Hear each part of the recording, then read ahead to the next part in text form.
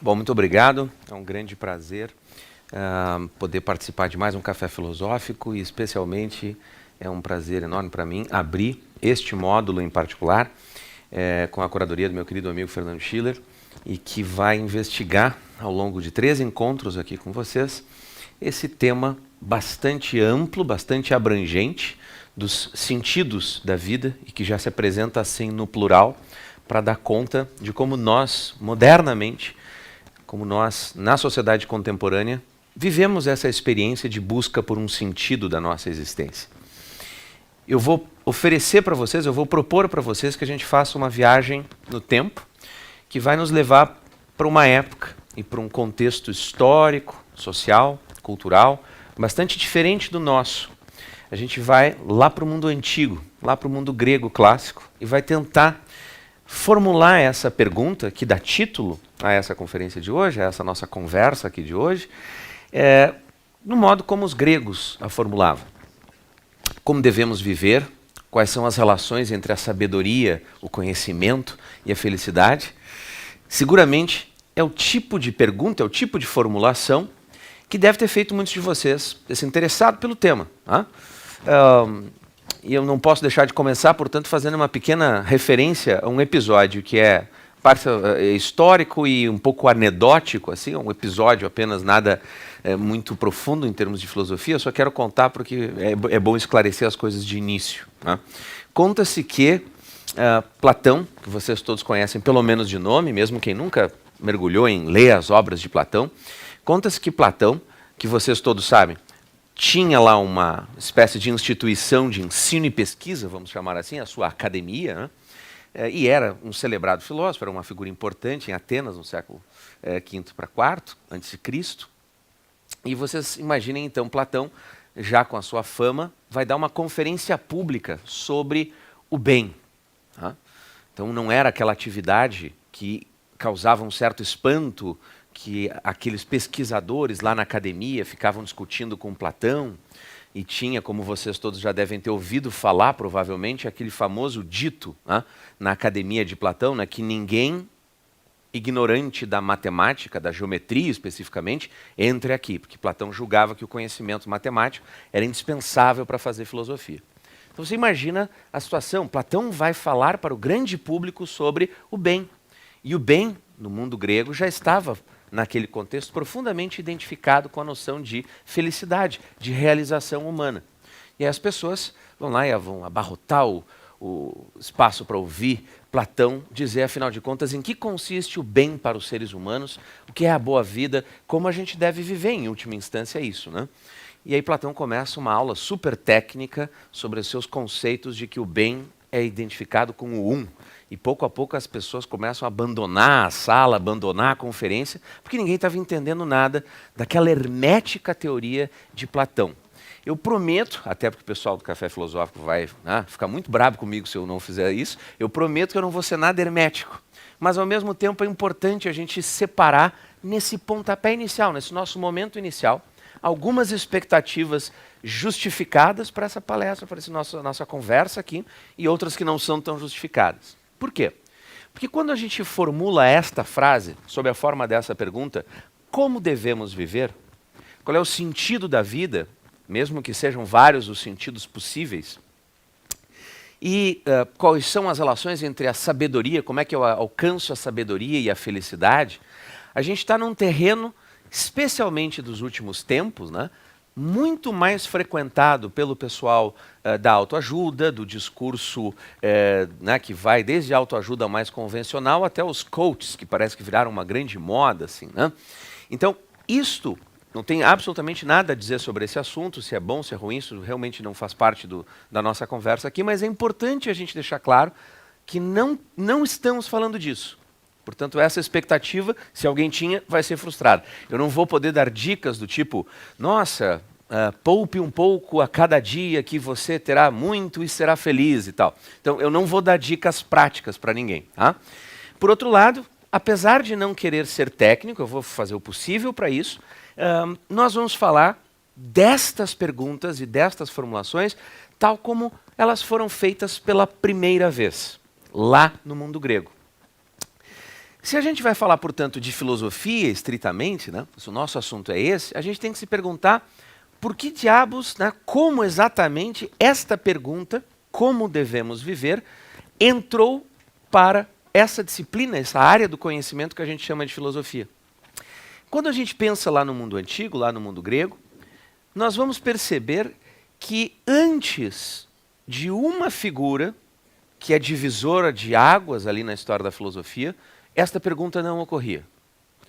Quando as primeiras formulações dos filósofos começaram a circular no mundo grego, quando tratados filosóficos começaram a mais ou menos tomar forma, tomar corpo, desde um texto que a gente chama de o Poema de Parmênides para frente, a gente vai ver que, na verdade, esta pergunta específica sobre a vida e os valores humanos não estava no centro das preocupações dos gregos. Os filósofos, quando iniciaram, e vocês dão ao nome, seguramente lembram disso, ou do tempo de colegial, ou da faculdade, ou das leituras de vocês por prazer, quem é da área então conhece melhor ainda, nós chamamos esses filósofos, esses pensadores de pré-socráticos, anteriores, portanto, a este sujeito que é central para a nossa conversa, Sócrates.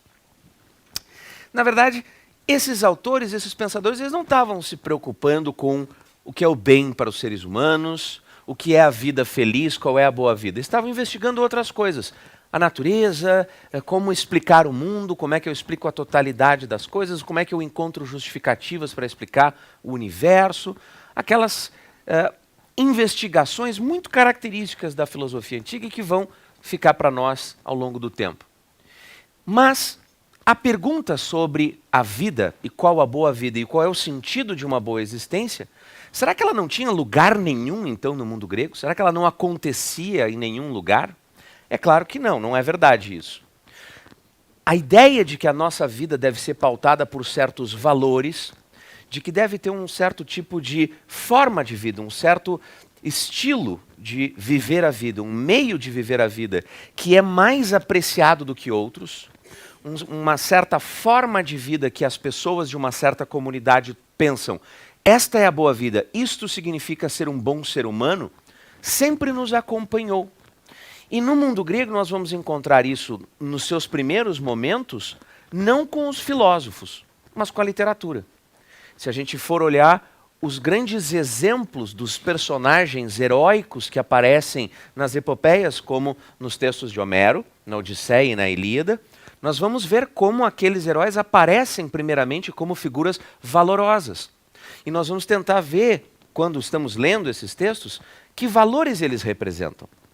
Assim, um personagem como Heitor lá na Ilíada, Heitor é filho do rei de Troia, lá o Príamo, né?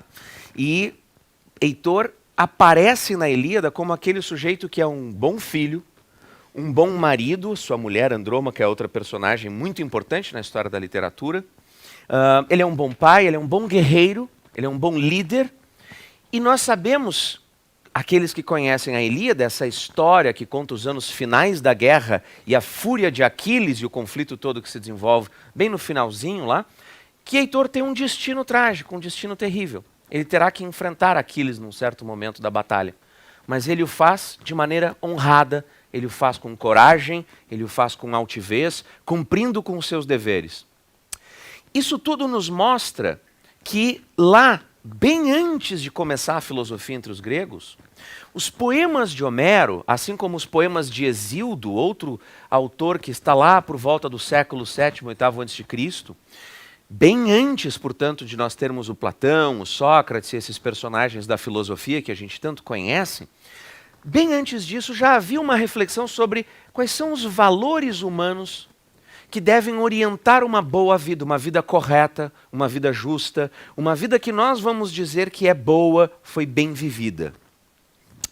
E isso, deste universo da literatura, surgiram várias reflexões muito ricas, muito bonitas, que até hoje nos acompanham.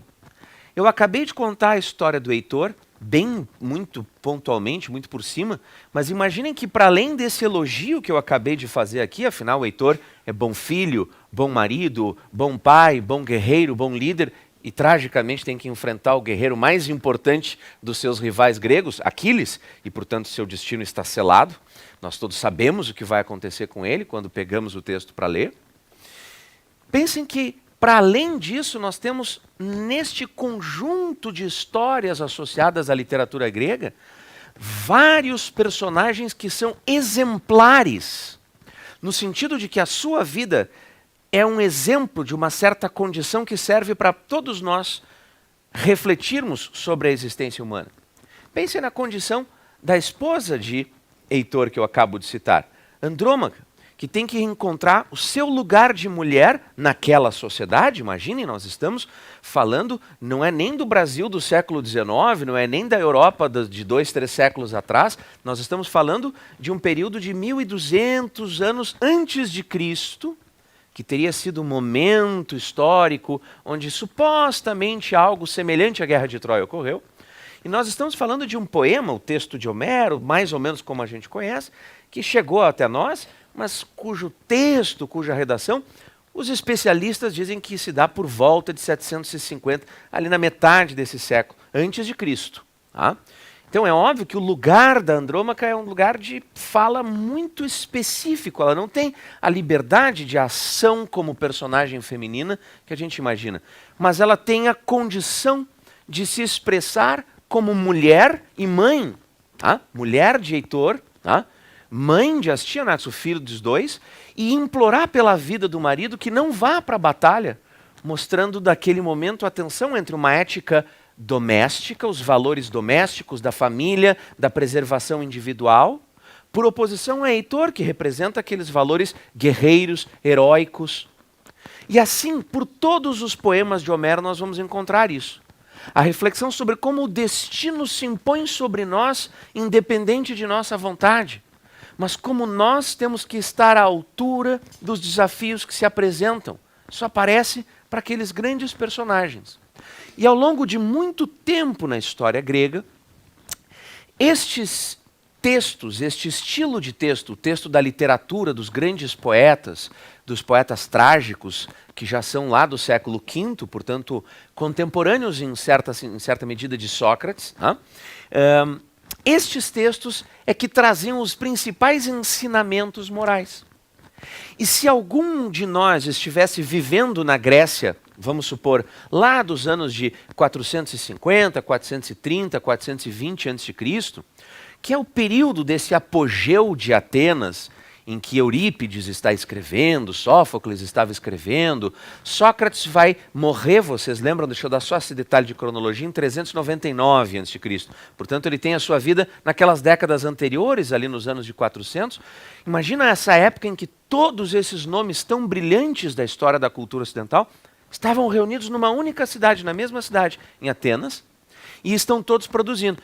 E a tragédia grega de Sófocles, de Eurípides, de Ésquilo antes deles, trazia esses personagens que exemplificavam essa condição humana e, portanto, eram uma das principais fontes para um homem grego da época discutir valores e formas de vida e o que a gente deve valorizar. Mas como acontece conosco até hoje, mesmo na nossa sociedade completamente diferente, extraordinariamente tecnológica, veloz, modificada, muito do que nós chamamos de valores de vida, valores morais, modo de viver a vida e considerações sobre que tipo de ser humano nós temos que ser, que tipo de indivíduo nós temos que ser, nós herdamos de maneira quase que inconsciente. Vocês seguramente já pararam para pensar sobre esse processo. Nós recebemos uma educação que vem de família, vem de sociedade, o meio em que a gente vive, vem da escola, da educação formal que a gente recebe. Portanto, não era muito diferente, neste sentido, pensar no homem grego, que recebia uma certa educação tradicional quanto aos valores e a sua visão de sociedade e de homem. Qual é o papel do ser humano, o que ele deve fazer, o que significa levar uma vida bem realizada. E um ateniense lá no século V a.C., um ateniense vivendo esse período, ele seguramente se depararia com algumas coisas como, não mais aquela ética guerreira do Heitor que eu descrevi para vocês, ou dos outros personagens da Ilíada e da Odisseia, mas uma ética de triunfo naquela sociedade em que ele vive, a sociedade ateniense. O que se esperava desse indivíduo? O que se esperava como um modelo de vida bem-sucedida? E que nós, modernamente, poderíamos dizer alguma coisa como, bom, hoje é ter uma boa carreira, conseguir equilibrar isso com a vida pessoal, ser bem-sucedido financeiramente, mas também na vida privada, na vida das suas emoções e tal. Isso é um pouco o que a gente julga ter uma vida bem-sucedida, né? E aí a gente vai encontrar versões diferentes, alguns que apostam mais numa coisa do que em outra e tal, mas a gente não tem um quadro tão radicalmente distinto neste sentido, apenas neste sentido. Isto é, quando você olhava para o século lá, de Sócrates, você vai encontrar as pessoas dizendo o que significa ser bem-sucedido. De acordo com aquela sociedade, havia uma certa, digamos assim, indução, as pessoas eram mais ou menos induzidas, naquelas classes, obviamente, que podiam se dar o luxo disso, né, os cidadãos atenienses, a levar a vida bem-sucedida de um ateniense da época. Isto é, ser uma pessoa com destaque na vida pública, falar bem na assembleia, ter um destaque político, cumprir bem suas funções como cidadão ateniense. Se você fosse sorteado para ser um general num ano e cuidar das tropas, ou para ser um juiz, ou para cuidar das contas da cidade, no modelo da democracia ateniense, em parte o seu êxito, o seu triunfo, seria angariar essa fama, essa boa reputação, ter esta felicidade de desfrutar de uma vida material confortável, ter certas riquezas, alguma influência. Ser bom nos discursos políticos ali ajudaria a angariar esses resultados, a conquistar esses resultados.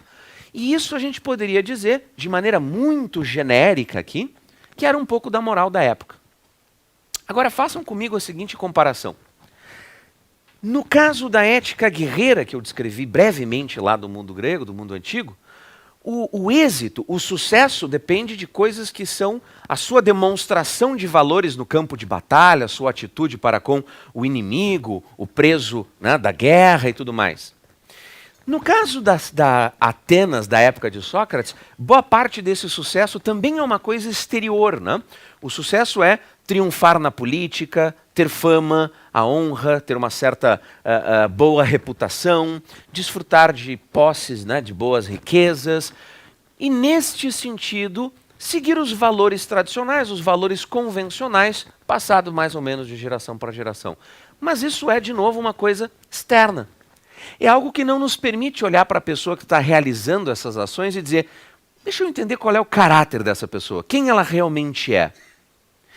E é nesse sentido que eu disse para vocês que a pergunta fundamental que a gente está querendo fazer hoje, como devemos viver, só ganhou um sentido filosófico com a chegada de Sócrates na arena filosófica de Atenas no século V. Sócrates, ao surgir como uma figura filosófica que conversava, todos nós conhecemos essa imagem de Sócrates, né? Na ágora, discutindo com as pessoas, conversando filosoficamente com as pessoas, aqueles jovens ou sábios que circulavam por Atenas e que pretendiam ter algum conhecimento sobre alguma área e que Sócrates interrogava de maneira às vezes um pouco aborrecida, né? Porque ele chegava a cansar o seu interlocutor com questionamentos, mas vem cá, e você não tem uma consequência negativa se essa figura de Sócrates causa uma certa revolução moral aqui, se vocês me permitirem usar essa expressão. Por quê?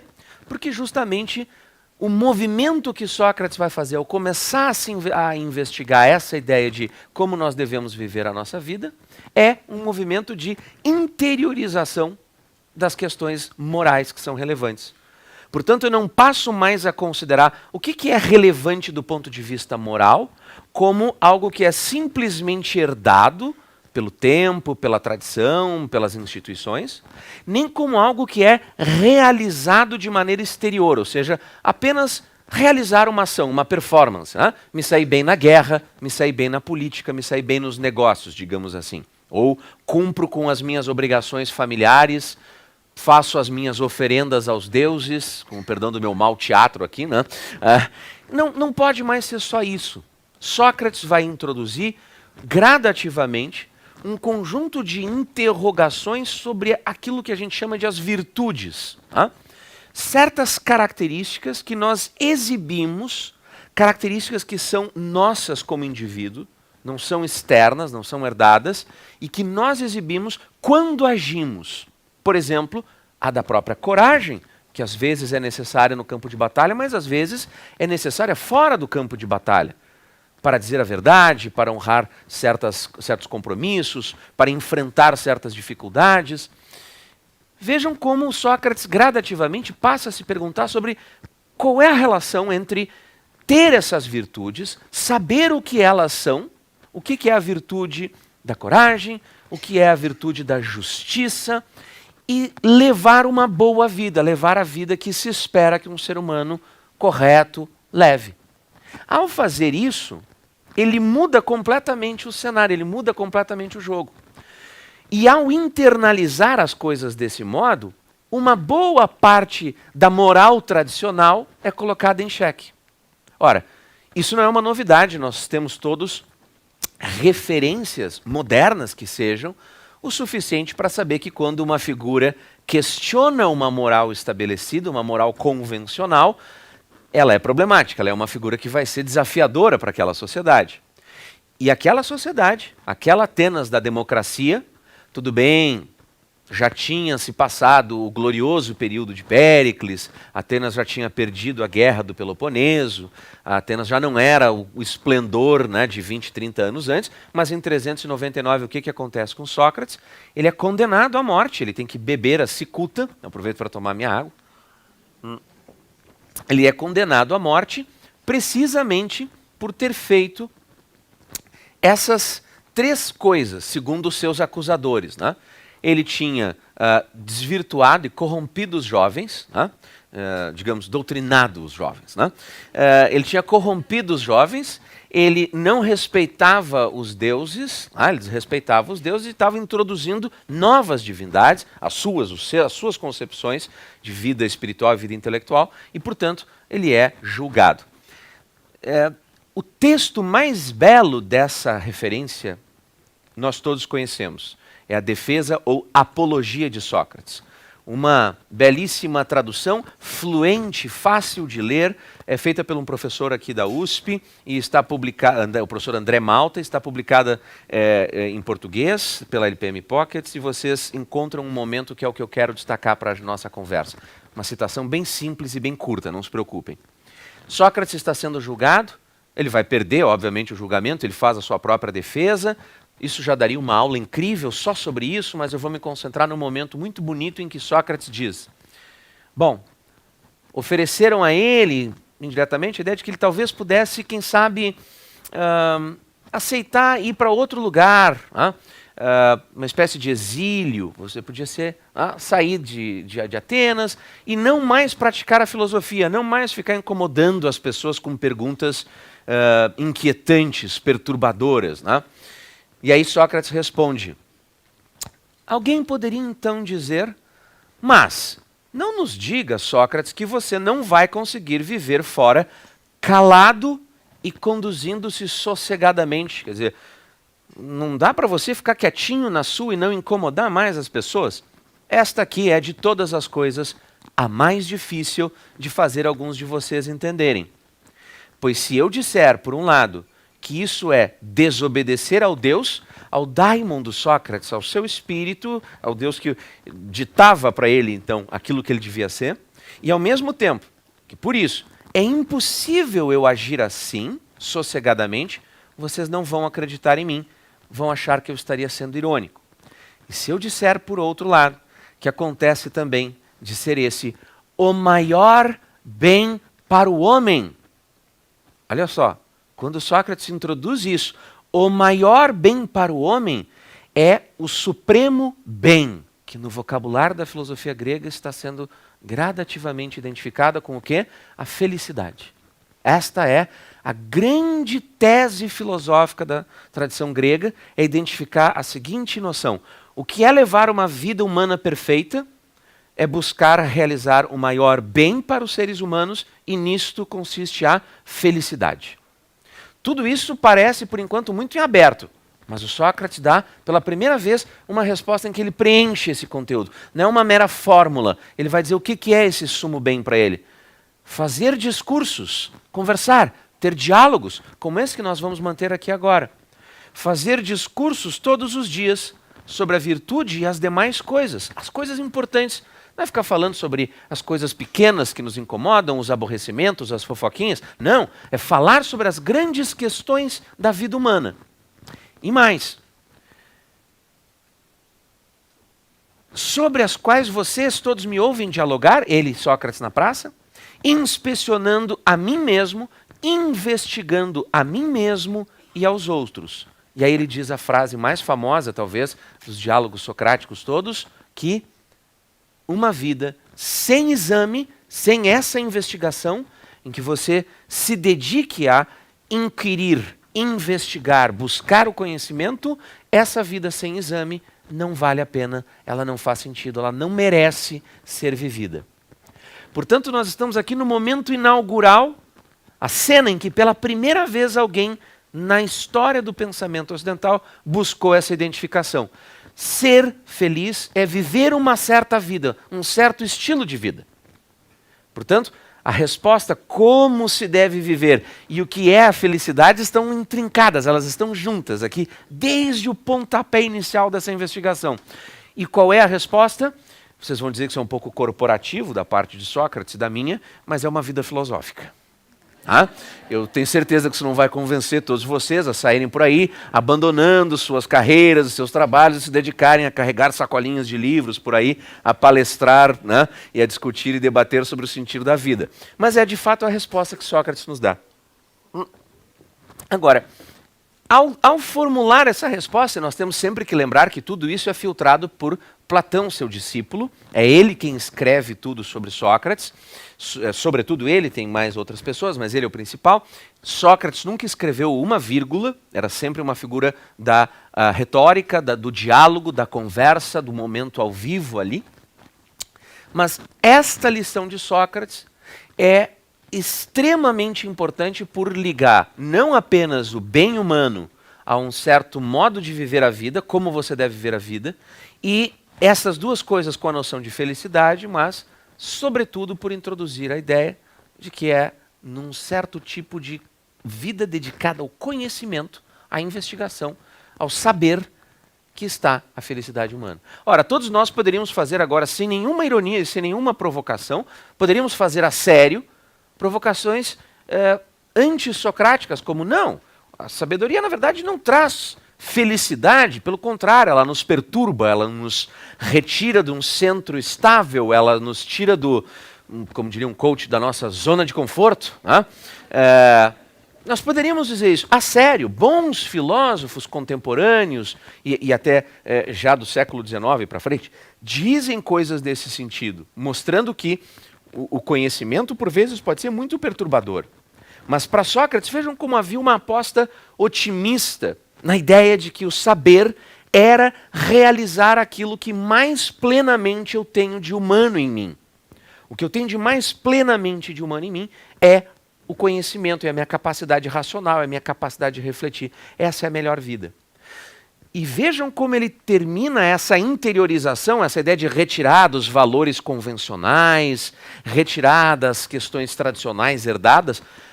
Ao terminar o julgamento, suas últimas palavras são: agora partimos, vocês para a vida, eu para a morte. Quem de nós vai para uma situação melhor, só o Deus sabe. Veja, já em Sócrates, então, já no texto platônico, nós temos uma espécie de vislumbre, assim, uma primeira imagem dessa noção que nos acompanha depois por 2 milênios. De que a nossa vida interior, isso que os gregos chamavam de a psiché, a alma, daí vem expressões tão corriqueiras do nosso vocabulário contemporâneo, como psicologia. A nossa alma é aquilo que de mais verdadeiro há em nós. Nós somos efetivamente a nossa alma, a nossa subjetividade, a nossa consciência, o nosso pensamento.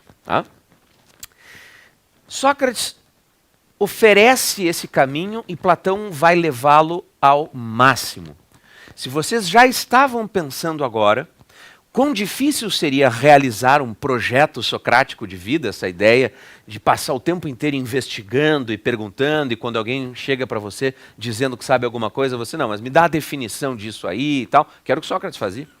Imaginem como Platão vai levar isso adiante, e de forma muito bela e radical. Porque quando a gente pensa em Platão, a gente tem que levar a sério a ideia de que aquela imagem que ele nos transmite num dos seus diálogos mais belos também, o Banquete, em que nós temos uma grande cena de um jantar, né, o encontro típico do mundo grego ateniense com o poeta, com o político, o filósofo, o comediógrafo, está lá Aristófanes, né, tem um monte de gente reunida, o próprio Sócrates, obviamente, após uma competição literária, né, com disputa de textos literários, e começa uma discussão sobre o amor, a figura do amor. Né? Cada personagem desse banquete fará um discurso para dizer o que é o amor e tal, até que Sócrates, quando assume a palavra, vai contar um relato, vai fazer um relato de um texto supostamente, né, de uma situação em que supostamente uma personagem conversou com ele, Diotima, que vai se tornar uma personagem muito recorrente nos diálogos socráticos e na figura de Sócrates especialmente. E qual é esse relato? Em que consiste esse relato? Eu, obviamente, serei muito breve aqui para contar isso para vocês. O relato consiste basicamente em dizer que o amor sempre busca pelo belo. E a coisa mais bela que há é a sabedoria. E, portanto, o amor, mesmo este que começa no plano puramente corpóreo, físico, de duas pessoas que se apaixonam, que se desejam, em última instância, poderia ser, e se ele for o verdadeiro amor, se ele for conduzido corretamente pelas pessoas cultivadas do jeito certo, educadas do jeito certo, será assim, será um amor que não ficará neste plano, e ele compreenderá que o que está em jogo é o amor do belo, e o amor do belo seguramente envolve o amor do conhecimento, o amor pela sabedoria, porque a sabedoria é bela, e, portanto, aquela imagem que nós temos lá do mundo antigo, que nós herdamos e usamos de maneira corriqueira do amor platônico. Quantos de nós já não usamos essa expressão, o amor platônico, querendo dizer algo como não realizado, né? Mas não é bem o sentido, não é bem a expressão que Platão está dando para isso. Por quê? Porque o que ele tem em mente, o que ele tem em vista quando está escrevendo esse diálogo, é justamente essa noção de que há algo de mais elevado no processo do amor, que conjuga, que vai misturar beleza, sabedoria e, obviamente, eros. Esta figura do amor que envolve, portanto, todo um elemento erótico, todo um elemento de desejo, todo um elemento que começa com os sentidos, começa com a experiência corpórea, mas que vai, obviamente, muito além disso. Portanto, o amor platônico tem essa dimensão de um amor pelo que é mais elevado, de belo e de sábio, né, de um elemento de conhecimento, não apenas restrito à experiência corpórea aqui da gente. Isso é muito bonito. A gente vai ver isso funcionando como um elemento de influência para poetas, para pintores. A gente pode ler, imaginem isso, olhem só o tempo de diferença, quase 1.600 anos depois, aproximadamente 1.600 anos depois, nós vamos ler aqueles poemas do Dante. Antes do Dante Alighieri escrever a Divina Comédia, ele está escrevendo uma série de poemas chamado de a Vita Nova, a Vida Nova, que é quando Dante tem a visão de Beatriz e passa a escrever aqueles poemas todos tão lindos e tudo mais. E muito desse ideal platônico, no sentido de que o verdadeiro amor é o amor por uma certa ideia elevada de amor e de beleza e de conhecimento e de sabedoria. E lá está o Platão de tantos séculos para trás, influenciando um poeta que já é bem mais próximo da nossa experiência. Vários pintores e artistas vão se alimentar dessa imagem tão extraordinária que Platão criou. Mas não pensem que tudo se resumia a esse discurso de uma certa beleza, de um certo quase que romantismo, né? Porque nós temos que levar em consideração que quando Platão está escrevendo isso, ele vai desenvolver ao longo dos diálogos seguintes algumas concepções a respeito do que é a boa vida, e essas nós não aceitaríamos sob hipótese alguma e não vemos a influência dela como algo muito positivo. Por quê? Porque a filosofia de Platão vai gradativamente pensar numa aposta de que é possível ter um conhecimento completo, total, perfeito, bem acabado desse bem humano. Reparem como apenas ao introduzir esta frase, esta ideia aqui para vocês, ter um conhecimento completo, um conhecimento perfeito, um conhecimento acabado, total, do que é o bem humano e, portanto, do que é a felicidade humana, eu acabei de afastar Platão do próprio título e da própria proposta dessa curadoria. A proposta da curadoria, ao introduzir, como eu mencionei no início, sentidos da vida, ela flexibiliza a ideia para uma pluralidade. Eu posso encontrar a realização de maneira individual. Eu posso encontrar a minha satisfação, a minha felicidade e uma certa concepção de bem para mim. Para Platão isso não era possível. O bem não era algo completamente dependente das minhas preferências pessoais momentâneas que se sucedem no tempo, ora são de um jeito, ora são de outro. Não podia ser isso. A filosofia de Platão caminha pouco a pouco, graças a um esquema super complexo, esse nós vamos deixar de lado, podemos de repente debater até na hora das perguntas, mas ela caminha pouco a pouco para uma situação, para um modelo em que o filósofo, sempre um corporativismo, né? O filósofo será aquele que tem o conhecimento verdadeiro da ideia de bem, na sua totalidade e na sua completude. E, portanto, caberá ao filósofo, segundo Platão, em dois textos que vocês conhecem muito bem, um deles, o mais famoso, é a República, é esse que eu me refiro, caberá ao filósofo ser aquele responsável por ordenar a boa vida em sociedade, criar a sociedade perfeita, em última instância, né? A boa república, né? A boa cidade, a bela cidade. E ao fazer isso, ele não está dizendo, eu descobri a melhor forma de governo. Se algum de vocês leu a República, vai lembrar disso, e os que não leram e quiserem ler depois vão seguramente se espantar ao ver essa referência. É extremamente chocante ler na República, em outros diálogos de Platão isso também aparece, a ideia de que cabe a alguém saber o que é o bem humano, o sumo bem humano, a suprema realização de um ser humano e, portanto, a sua felicidade e, portanto, como as pessoas devem viver e se organizar para serem felizes. Quando Platão diz, num certo momento da República, isso está no livro quinto da República, quando Platão diz na República que depois de haver descrito como seria a divisão daquela sociedade, né, daquela cidade justa que Sócrates está conversando ali com o seu interlocutor para dizer como é que ela tem que ser, a divisão entre as classes, como é que ela vai se montar. Um deles pergunta para Sócrates, mas Sócrates, nos diga, é aplicável? É prático isso? Tem como fazer? Essa é uma pergunta que a gente sempre quer fazer para um político ou um teórico que desenha uma sociedade perfeita. Tá, mas funciona? Essa é a pergunta. Vocês lembram da resposta de Sócrates? A resposta é, não será possível jamais resolver os problemas todos que a gente está lidando aqui para construir uma cidade justa, enquanto todos os governantes não forem filósofos e todos os filósofos não forem governantes. Pessoal muito corporativo da minha profissão, vocês já estão vendo, né?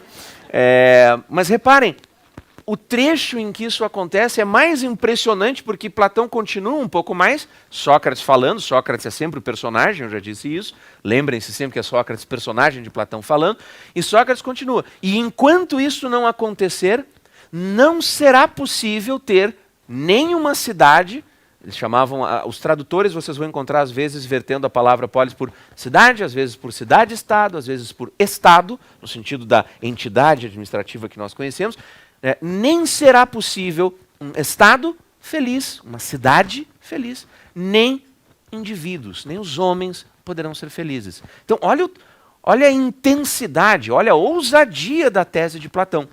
Enquanto os filósofos, porque detêm uma certa sabedoria, não forem os reis na cidade, não forem os governantes, todos e em todos os lugares não haverá nem cidade justa e feliz, nem homens, seres humanos, indivíduos poderão ser felizes. Porque segundo a filosofia de Platão, por razões um pouco mais técnicas que eu vou evitar expor aqui, apenas os filósofos têm a verdadeira capacidade de compreender as coisas na sua verdadeira essência, na sua verdadeira natureza e, portanto, ordenar o mundo adequadamente. Esta não é uma boa forma de vida que a gente vai desejar. E isso levou muita gente a ver na República de Platão uma espécie de primeiro grande projeto autoritário, uma visão autoritária de mundo e tal. Vou deixar isso de lado, não é o nosso assunto, mas veja, o que ele está perseguindo quando está fazendo a pergunta por qual é a cidade perfeita e qual é a cidade justa e tal, em última instância pode ser reduzida a essa pergunta: como viveremos a boa vida humana, aquela que nos permitirá desenvolver plenamente as nossas capacidades como seres humanos e sermos felizes? E a resposta dele é aquele desenho muito curioso lá da República. Tudo isso, e nós ainda estamos apenas em Platão. Sócrates, vocês sabem, foi o mestre de Platão. Platão dedica a sua vida a seguir Sócrates depois de o conhecer.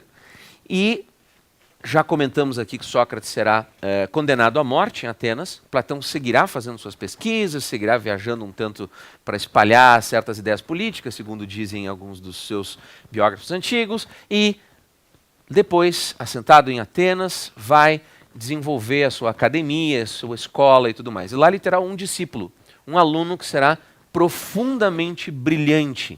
Vocês seguramente sabem de quem eu estou falando. Se vocês não lembram que Dante Alighieri, que eu já citei aqui para vocês, se referia a ele como o filósofo, o sábio, o pensador, daqueles que sabem, quer dizer, o mestre de todos aqueles que se dedicam ao conhecimento, lembrem-se que até o Caetano Veloso, ao gravar uma canção dedicada à figura de Alexandre o Grande, Caetano, um disco de Caetano Veloso intitulado Livro, ele tem uma música que conta a vida de Alexandre o Grande e tal. Ele se refere a Aristóteles lá pelas tantas e diz assim: cuja cabeça até hoje sustenta o Ocidente. É um verso do Caetano nessa belíssima música. Reparem, Aristóteles estuda 20 anos na academia com Platão. A influência, portanto, do pensamento que vem dessa linhagem de Sócrates para Platão e de Platão para Aristóteles é muito forte.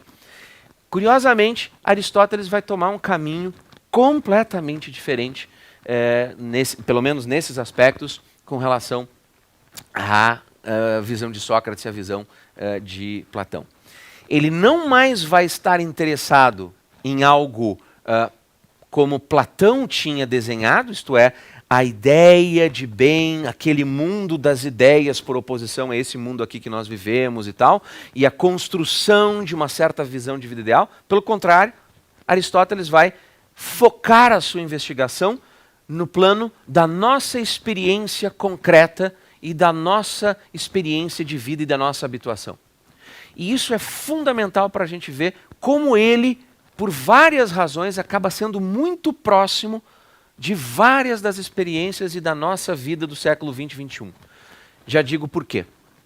Quando Aristóteles começa a escrever a sua ética, o seu tratado chamado de Ética a Nicômaco ou Ética Nicomaqueia, quando Aristóteles escreve esse tratado, ele começa a arquitetar todo o seu projeto filosófico muito parecido com o chão conceitual, com o terreno que eu vinha mapeando para vocês até agora.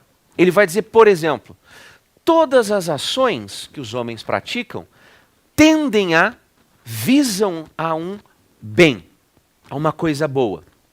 É o fim, é a finalidade de todas as nossas ações, é algo bom. Seguramente alguém que ouve esta ideia fica pasmo por pensar algo como, não, mas às vezes eu desejo certas coisas, né? Eu tomo como uma finalidade de uma ação minha e eu sei que não é bom. Como, por exemplo, eu estou fazendo uma dieta e eu vou lá e realizo uma ação em que eu decido jantar fora de casa, sair com os amigos, com a esposa, qualquer coisa assim, como demais, bebi demais. Isso não é um bom para mim. Estou dando um exemplo banal, mas vocês poderiam pegar exemplos mais pesados. Posso dar um? Criminosos. A ação dos criminosos. Os criminosos também, ao praticarem um crime, eles têm um fim para a ação deles, né? Tem uma finalidade, um fim, um ponto final lá na cadeia de meios e fins que constitui uma ação. Agora, nós não vamos dizer que a ação final, o fim da ação do criminoso, é uma coisa boa. Mas olha que tem uma tese psicológica bem importante que Aristóteles vai explicar ao longo de todo o tratado, e que é refinadíssima, que é, não, para todas as ações humanas, a nossa psicologia moral, o jeito que a nossa cabeça funciona, é tal que nós nos afiguramos, nós pensamos, nós tomamos o objeto final da nossa ação como algo bom para nós. Se isso coincide com um bem real, independente dos meus desejos, das minhas convicções, não importa. E é isso que faz com que naquele momento, mesmo que a gente saiba que não deveria tomar aquele terceiro, ou quarto, ou quinto cálice de vinho, a gente toma. Nós nos afiguramos como uma coisa boa, nós tomamos aquilo como algo bom, mesmo que não fosse. Tem várias complicações psicológicas aqui, mas o essencial é que essa frase inaugural da Ética de Aristóteles, tudo aquilo que nós fazemos porque tomamos como um fim para as nossas ações e tomamos esse fim como uma coisa boa para nós. Se depois a vida prova que foi bom ou não, aí são outros 500. Tá? Agora, Aristóteles continua e diz algo que tem tudo a ver com a nossa temática aqui hoje e ao longo deste mês. Reparem, ele diz assim, mas espera aí, se as nossas ações são assim, tem que ter um ponto final para essa sequência de ações que a gente vai fazendo. Já imaginaram se não tivesse um último bem, um último fim, um ponto final dessa série de ações com fins que a gente vai praticando? Seria como, pensa Aristóteles, e ele chega a escrever isso, seria como dizer que os nossos desejos e as nossas ações são sem sentido, são vãs. Tá? Por quê? Porque nós faríamos sucessivamente ações, praticaríamos certas ações, mas nós não teríamos um ponto final que daria sentido a tudo o que nós fazemos. Esta ideia, tal como eu estou apresentando para vocês, ela ou bem vocês podem recebê-la e dizer assim, faz sentido, logicamente faz sentido. Eu tenho lá uma certa sequência de ações que eu pratico ao longo da minha vida, mas se eu não tiver um ponto final, é como se não tivesse sentido. Parece que eu estou a esmo fazendo ações, ora de um jeito, ora de outro. Mas outros de vocês talvez recebam isso como, e não é assim mesmo a vida? A vida não é uma sucessão de acontecimentos que não necessariamente parece estar unificada por um sentido que dá coerência e coesão a tudo? Isso já mostra a riqueza do texto aristotélico lá atrás. Até hoje, isso nós estamos falando de um autor do século IV a.C. Tá? Até hoje, escrevem-se páginas e mais páginas, livros e mais livros para discutir esse tema. Tá? Eu contribuí lá com a minha pequena nota nas minhas dissertações e teses justamente sobre esses assuntos da ética de Aristóteles. Ora, afinal, que tipo de bem é esse? Por que ele tem que ter essa característica? Mas ele apresentou essa ideia forte, a ideia de que tem que ter um ponto final para dar sentido à nossa experiência. Se não tiver um ponto final, um último bem, é como se a minha vida fosse sem sentido. Uma hora eu busco realizar um bem, digamos, satisfazer o meu desejo de tomar água. A coisa mais elementar e mais simples do mundo. Outra hora eu estou satisfazendo um desejo maior ainda, uma coisa um pouco mais complexa. Por exemplo, a satisfação profissional e intelectual de falar sobre Platão e Aristóteles como um professor para um público interessado no assunto. Isso é outro fim. E assim vai sucessivamente. Mas um nunca estaria conectado com o outro. E Aristóteles parece olhar para isso e dizer, não, tem que ter um ponto final. Tem que ter alguma coisa que, olha a expressão que eu vou usar, monte o nosso plano de vida. Qual é o plano de vida que faz com que eu possa depois avaliar e dizer assim, me realizei, levei uma vida plena. Isto era o que eu esperava para mim. Eu estou tentando traduzir nesses termos para que não soe muito estranho para nós. Mas a nossa experiência moderna, a nossa experiência de agentes contemporâneos, de seres humanos morais que agem hoje, modernamente, é totalmente diferente. A hipótese de que exista um único bem a unificar toda a experiência humana, para nós parece uma coisa dogmática, autoritária. Porque nós somos herdeiros desta lição que eu considero particularmente bela. Os valores são plurais, são múltiplos. Existem muitas variedades de bens humanos, nem sempre todos eles serão compatíveis, e a nossa vida não consiste em buscar realizar aquele que é o sumo bem, o bem supremo, maior e total, que representa a melhor organização dos fins humanos. Porque sabe-se lá que bem será esse? Quem disse que é possível que um ser humano, uma filosofia, uma doutrina, uma teoria, será capaz de nos dizer isso? Só que esta lição, este pluralismo de valores, esta variedade dos valores humanos, é algo que somente nós fomos aprender com o século XX. Especialmente um pensador que ontem fez aniversário de 110 anos, já falecido evidentemente, Isaiah Berlin, um pensador de origem russa, passou a sua carreira inteira como emigrado na Inglaterra, foi professor da Universidade de Oxford, escreveu profusamente. Ele foi um dos principais articuladores no século XX dessa imagem. Olha, a vida, na verdade, é composta por múltiplos valores, e nem na vida pessoal, nem na vida política, nem na ética, né, individual, nem na política, o coletivo, a vida em conjunto, é possível dizer que uma pessoa, ou um grupo de pessoas, ou uma doutrina, uma teoria, é capaz de determinar o que é o bem, não um bem, mas o bem para todos igualmente. Só que isso demorou muito tempo. Lá no mundo de Aristóteles seria profundamente complexo e difícil introduzir essa ideia. Do modo como eu leio, pelo menos, é importante frisar que essa ideia de Aristóteles de que tem que haver uma coesão e um ponto de chegada, um ponto final, não é uma excrescência, não é um absurdo, e muito menos é algo autoritário, não é pensado numa chave autoritária, ele está interessado em outras coisas. Ele vai nos dizer, ainda bem no início da sua ética, o que é esta uma coisa. Ora, para todas as ações que um ser humano pratica, independente do que eles entendam por isso, todos vão nos dar a mesma resposta sobre o que é esse último bem. Este bem que nós buscamos, este fim para as nossas ações que nós buscamos e que nós queremos por ele mesmo e nunca por nenhuma outra coisa depois dele. Alguém daria uma palavra para isso? Felicidade, evidente. Que os gregos chamavam de eudaimonia, a palavrinha grega lá para isso. A felicidade. Aristóteles é o primeiro a dizer, no mesmo parágrafo, na sequência da mesma frase, é claro, as pessoas têm desentendimentos quanto ao que é a felicidade.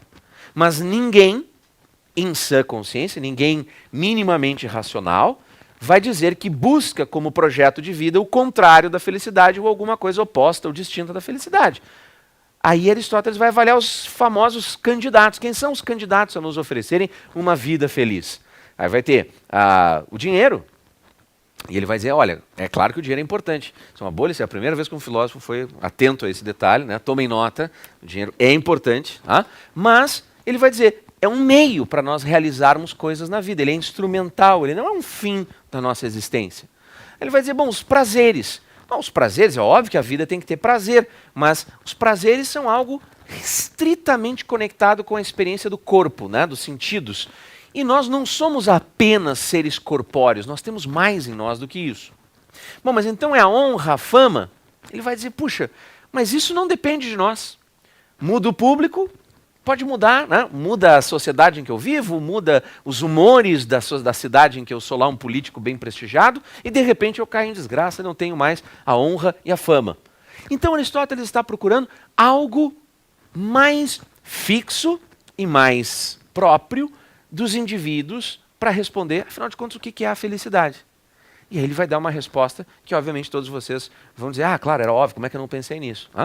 A felicidade é uma atividade da alma segundo a razão, e conforme a razão. Uma atividade da alma virtuosa e conforme a razão. Ou pelo menos não sem razão, envolvendo a razão em alguma coisa. E aí agora vocês todos já sabem como sair aqui do Café Filosófico e passar a levar uma vida feliz, é claro, né? É frustrante, estudar filosofia às vezes é frustrante, sabe? Você faz, agora vem a resposta. Não, não vem. Né? Mas reparem, quando ele faz essa formulação, bem no início do seu tratado, a ideia fundamental é que isso vai ter que ser explicado agora gradativamente ao longo do livro inteiro. Então, quando Aristóteles formula isso, ele imediatamente, e o livro é longo, é claro, vocês já perceberam, né? O livro não é pequeno. Quando ele formula isso, ele gradativamente vai passar, então, a explicar o que ele entende por essa atividade, como é que se dá essa vida, como é que funciona isso. E o livro é incrível. Não tem a beleza literária dos diálogos de Platão, mas é poderosíssimo. Agora, por que ele é tão poderoso? E por que eu disse desde o início que tinha algo de contemporâneo nele? Vocês agora poderiam dizer o seguinte: eu não estou vendo nada de contemporâneo nisso, é uma coisa tão grega, tão específica daquela época, eu não consigo imaginar alguém vivendo essa vida. Tá? Então, deixem eu ler para vocês também, de novo, uma rapidíssima citação sobre, em parte, o que eu quero dizer com a atualidade desse pensamento de Aristóteles. Né? Por que é atual essa ética de Aristóteles? Né? Ele diz assim, num trecho, uma frase bem simples, né? Já que o presente tratado, a presente investigação, né, não se propõe a ser de simples conhecimento, como as outras investigações que fazemos, né, aí vem um pequeno parêntese e diz assim o texto, né, de fato, não estamos investigando o que é a virtude, mas sim investigando como nos tornar bons, como nos tornamos bons e virtuosos. E fecho parênteses. É a única citação que eu queria fazer. Qual é o detalhe aqui? Qual é o ponto aqui? O ponto todo é que Aristóteles está dizendo: este não é um tratado para você conhecer algo no plano teórico. A ética não é uma disciplina para você obter um conhecimento teórico que depois você recebe uma prova por escrito, dá as respostas, tira 10 na disciplina de ética e diz: pronto, eu já sou um sujeito ético, levo a boa vida humana. Não é assim. O que ele está dizendo é nas ações humanas, é do ponto de vista de como a gente age que eu vou descobrir quem é o bom agente, quem é virtuoso e, portanto, quem é, naquela definiçãozinha, né, uma ação racional, virtuosa, conforme a razão e tal, quem é que é realmente que levou a vida feliz e de que tipo é essa vida. E com isso, Aristóteles abre um tipo de investigação no seu livro, no seu tratado, né? Ele abre um tipo de investigação que está centrada nas ações humanas, não em um conhecimento universal, nem daquele tipo que os... Vejam, é tudo a mesma família, mas os filósofos vão sempre fazendo isso, né? Eles atraiçoam um pouco a geração predecedente, né? Reparem, um grande filósofo brasileiro, que eu tenho o privilégio de ter convido e gostar muito dos seus livros, José Arthur Janotti, professor decano da Universidade de São Paulo, figura notável aí do pensamento brasileiro. Ele usa uma expressão para falar das torções que os filósofos fazem, né?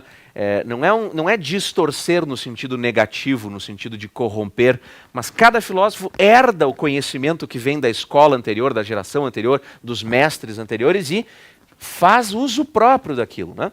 Então, reparem nisso. Sócrates, Platão, Aristóteles estão num contínuo da filosofia grega e, ao mesmo tempo, ao dizer que o que importa é olhar para as ações que os homens praticam e não para algum conhecimento teórico que eles tenham, de certa forma, Aristóteles aqui se separou muito de Platão e de Sócrates. Tá?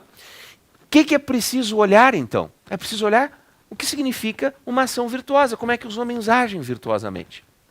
E Aristóteles vai dar uma força tremenda para a educação que nós temos e para os hábitos que nós cultivamos. Por quê? Porque já que não é pura razão que determina isso, já que não é estritamente falando a razão que vai ordenar isso, também há outra parte da nossa vida, da nossa experiência humana, que não é puramente racional, que é, por exemplo, as nossas emoções, os nossos sentimentos, os nossos desejos e os nossos apetites, tá? As vontades que nós temos. Então tudo isso entra em jogo para saber como eu ajo. Afinal, quando eu estou em situações moralmente relevantes é quando eu estou lidando com isso, né? Eu soube controlar os meus desejos, eu soube reagir adequadamente, eu tive as emoções certas e esperadas para aquela situação. Por exemplo, eu me portei de maneira a ficar enfurecido diante de algo que justamente deveria me enfurecer e provocar a minha ira, ou eu me revolto e fico enfurecido e iracundo com qualquer coisinha? Eu sinto a injustiça, eu percebo a injustiça com aquilo que deve provocar em mim um sentimento de isto é injusto, ou eu passo por cima e não dou a menor bola? Aristóteles começa a nos mostrar que esse universo das emoções vão moldando gradativamente o nosso caráter, aquilo que nós somos, e estabelecem uma forma de nós nos comportarmos, uma forma de nós agirmos no mundo. E é por isso que modernamente ele é tão resgatado. O século XX, por exemplo, assistiu a muitos estudiosos na academia, na universidade, desenvolvendo teses de tipo aristotélica, estudando Aristóteles. Por quê? Porque a ética de Aristóteles, portanto, ela não vai ser uma ética que nos dá comandos. Não temos comandos, não temos nada como regras. Siga esta regra e faça assim, que isto é ser virtuoso, ser bom e, portanto, ser feliz. Não. Nós temos toda uma análise complexa centrada no agente, centrada em quem está lá na situação particular de viver aquele contexto e nas suas emoções, nos seus sentimentos e no equilíbrio disso com a sua razão para determinar como ele vai agir em cada situação particular. Isso significa que não tem nem princípios gerais, nem regras universais, nem determinações. Eu estou generalizando, é claro, como professor aqui para vocês, mas é uma lição extremamente importante. Predomina na ética de Aristóteles a ideia de que não, você não deve esperar regras e comandos, mandamentos, para usar aquele vocabulário kantiano, né, lá do filósofo alemão, Immanuel Kant, não tem imperativos categóricos, que só por ser um ser racional você está determinado a seguir. O que tem é cada um de nós, na situação particular em que nos encontramos, se tivemos a educação adequada e se desenvolvemos o bom equilíbrio entre as nossas emoções, os nossos sentimentos, os nossos apetites e a nossa razão, a razão é o que comanda tudo isso, então nós vamos agir adequadamente. Mas não dá para você tirar uma regra e dizer sempre que, então, tal coisa. Apenas em situações muito genéricas, a tal ponto de elas serem quase irrelevantes no tratado. E isso desenvolveu-se com o nome de ética das virtudes, centrada precisamente não em mandamentos ou na qualidade das ações, mas no caráter dos indivíduos. Eu quero saber o que educa um indivíduo a ter as emoções bem equilibradas. Essa é a investigação, em última instância, de Aristóteles. A melhor e mais bela forma de ver isso é através da literatura. Há um momento extraordinário em um romance que eu adoro citar, eu cito sempre essa passagem, é um dos meus favoritos, de um escritor inglês chamado Henry James, americano de nascimento, mas migrado para a Inglaterra. Henry James tem um livro chamado Os Embaixadores. E lá pelas tantas, um dos personagens do romance, possivelmente o personagem mais importante na arquitetura do romance, ele está diante de uma jovem que ele vai conhecer pela primeira vez, ela está lá com a sua mãe, essa mulher, essa jovem, talvez tenham relações com um rapaz americano que ele foi buscar, né, lá em Paris, e o personagem, então, o Strader, ele, vendo o comportamento da menina, ele diz para si mesmo, ele pensa, né, o Henry James reproduz, que ele não saberia explicar o quê, mas que o seu comportamento exibia os traços de uma jovem madura e que tinha compreendido o que significava ser livre. Esse é um belíssimo exemplo do amadurecimento do nosso caráter independente de qualquer conhecimento teórico. O que o Strater está dizendo é, aquela menina não estava lendo John Stuart Mill e o Tratado sobre a Liberdade. Aquela menina não estava fazendo aula de filosofia com um professor tedioso, né, explicando o que é a liberdade. Não. O personagem bota o olho naquela moça e diz, vejo aqui uma personagem que sabe, na prática, na sua conduta, o que é ser livre. E isso é fenomenal do ponto de vista de como a literatura exemplifica essas coisas para nós, né? Agora veja, Aristóteles nos deixa de legado essa ética das virtudes. Se vocês achavam que ele não seria corporativo como os demais filósofos que eu apresentei, vocês estão enganados. Depois de todo o tratado, ele vai dizer tudo isso está muito bem, tudo isso está muito bom, mas a última forma de sabedoria, a mais elevada, a mais plena, e a que garante a felicidade, é a do filósofo. É ficar contemplando os objetos perfeitos da filosofia e do conhecimento teórico, né? É um problema que os filósofos ficam enfrentando até hoje para entender por que o livro inteiro é de um jeito e no final parece terminar de outro. Tal. Agora, reparem, para a gente encaminhar para o final, e eu quero muito ouvir agora os questionamentos de vocês, né? não tem como a gente terminar esse percurso pelo mundo antigo sem fazer duas coisas. A primeira é ver, depois desses três grandes nomes, Sócrates, Platão e Aristóteles, o que mais tinha lá na filosofia antiga, que é relevante para a gente compor esse quadro final. E a terceira coisa, e a segunda coisa para a gente concluir é qual é a interpretação contemporânea disso, o que se fala a respeito dessas coisas hoje. Tá? E as duas respostas andam mais ou menos juntas. Tá? Eu vou falar para vocês aqui de um autor que seguramente os termos, os conceitos que a gente normalmente cita, dizem muito para nós, porque a gente conhece, o vocabulário está aí, ainda que a gente não tenha lido. Ele se chama Epicuro e é conhecido por ter sido uma espécie de grande teórico, grande filósofo de um tipo de doutrina chamada de hedonismo, que vem da palavrinha grega, né, prazer. Né? Então, uma filosofia do prazer. Né? Eu vou ler, de novo, é o último trecho que eu leio, é bem curto, eu vou ler um pequeno trecho da Carta sobre a Felicidade do Epicuro. Né? E ele diz assim, cito agora, né, a edição da editora da Unesp, eu cito aqui o texto que eu só peguei para essa citação. Que ninguém hesite em se dedicar à filosofia. Vejam, os filósofos sempre insistindo que a felicidade está na filosofia. Que ninguém hesite em se dedicar à filosofia enquanto jovem, nem se canse de fazê-lo, de se dedicar à filosofia, depois de velho.